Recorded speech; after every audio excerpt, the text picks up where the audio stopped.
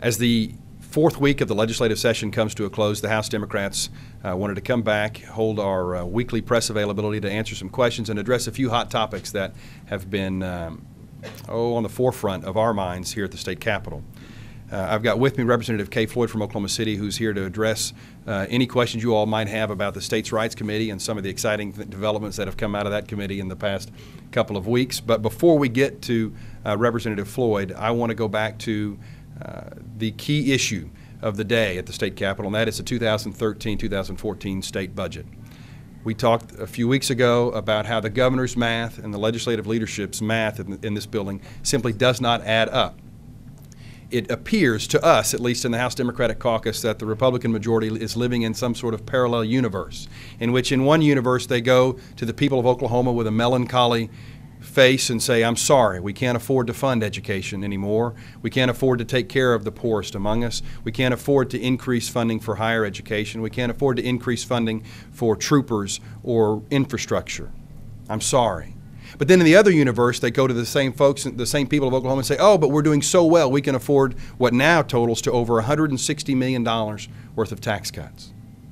We simply don't believe when you put those two together that the math adds up.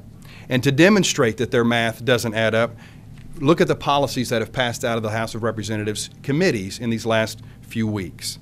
In order to help make sure their budget balances, in order to give a tax cut to a very few folks in the state of Oklahoma, these bills have been passed out. They've passed out legislation that would eliminate the Children's First program, which is a program that helps new mothers by going into the home to help them become better mothers and help them raise their children. It would cut funding for that program. We've seen legislation that would cut money for temporary assistance for needy families, money that those folks need to simply survive, to pay the bills, to pay the electric bill. That a bill has gone to cut that funding. We've seen legislation that would cut funding to help put food on the table for small children in Oklahoma.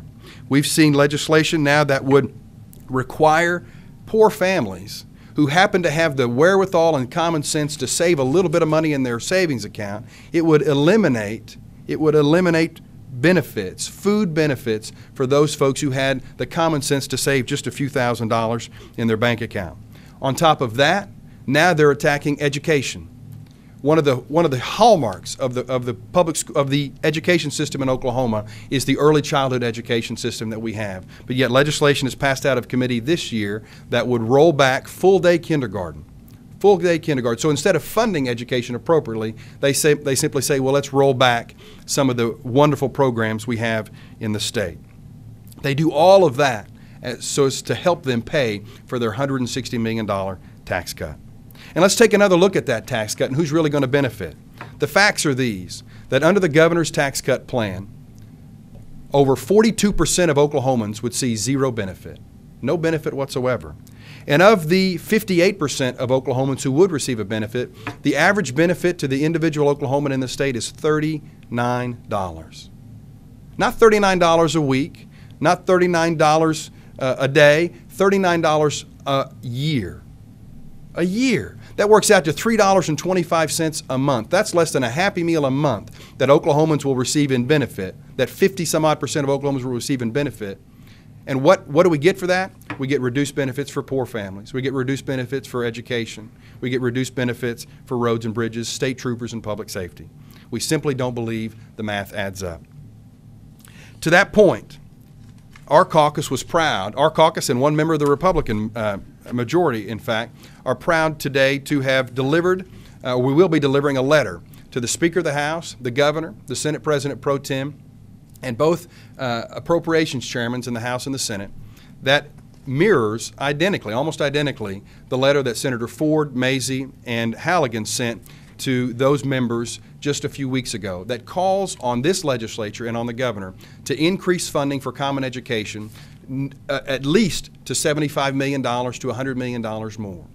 We believe if it's good enough for Republican senators in the state Senate, it's good enough for the House of Representatives as well. Every member of the House Democratic Caucus has signed that letter calling for that increase in funding, as well as Representative Arthur Hulbert, the Republican from Muskogee. And we'll have a copy of that for all the media representatives in the room.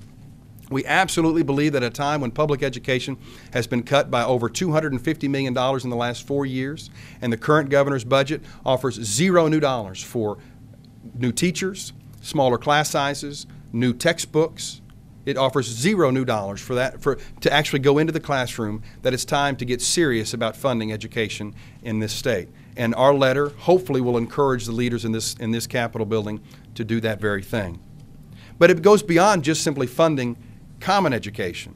There's legislation out here this year that may be heard on the House floor next week that would roll back funding for Oklahoma's Promise, a promise we make to middle-class families that tells those students of families who make less than $50,000 a year, if you will work hard and get good grades and stay out of trouble from 8th grade through 12th grade, that we will pay for your tuition. Not books, not room and board, but simply your tuition to go to college.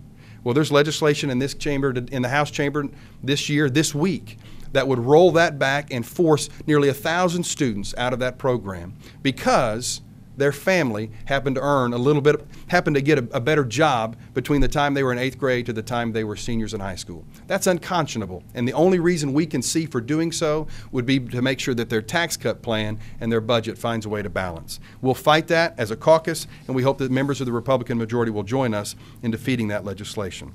The States Rights Committee has seen a variety of interesting bills that have come through the committee. We have a minority of Democrats on the committee, and we are doing our best to try to take the bills as they're presented, discuss them from a logical viewpoint. We're bringing up the fiscal responsibility and the fiscal ramifications of some of these bills, but the majority of the bills that we're seeing, we believe, are not conducive to the citizens of Oklahoma and are actually detrimental to the vast majority of Oklahomans. Going back to whether the math adds up, the governor, when it comes to the expansion of Medicaid, when it comes to the rejection of federal dollars for JRI, and when it comes to her tax cut, she has said that we cannot afford to accept federal dollars for Medicaid because between now and 2022, it might, on the high end, cost the state $689 million. It might.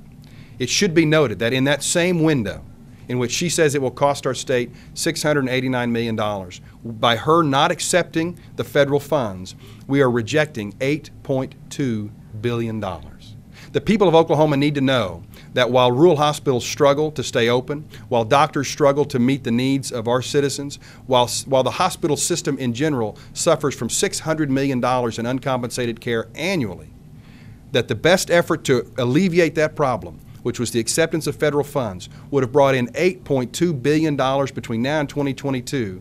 The governor says we can't afford to accept that money because it would cost us $689 million. But in the same breath, she says we can afford her tax cut, which over that same period of time will cost this state $1.4 billion, more than twice as much as the acceptance of federal dollars would cost the state. We simply don't see how the governor's math adds up.